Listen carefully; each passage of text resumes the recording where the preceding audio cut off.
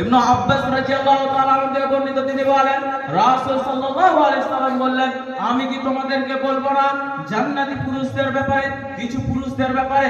তিনি বললেন, রাসূল সাল্লাল্লাহু আলাইহি সাল্লাম বললেন, নবী হলো জান্নাতি, সত্যবাদী হলো জান্নাতি, শহীদ হলো জান্নাতি, নবজাত শিশু হলো জান্নাতি, এবং ওই সকল লোকেরা যারা আল্লাহর ভয়ে তিনি ভাইয়ের সাথে সাক্ষাৎ করে তারা হলো জান্নাতি।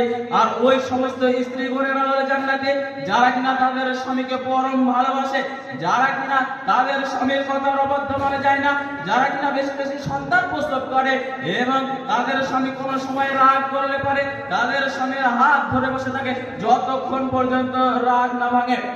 অত্র হাদিসের ভিতরে চারটি গুণ বিশিষ্ট মহিলাকে জান্নাতি বলা হয়েছে, চারটি গুণ বিশিষ্ট মহিলাকে জান্নাতি বলা হয়েছে। এক নম্বর, যে তার স্বামীকে বেশি ভালোবাসবে। দুই নম্বর হচ্ছে যে বেশি বেশি সন্তান প্রসব করবে।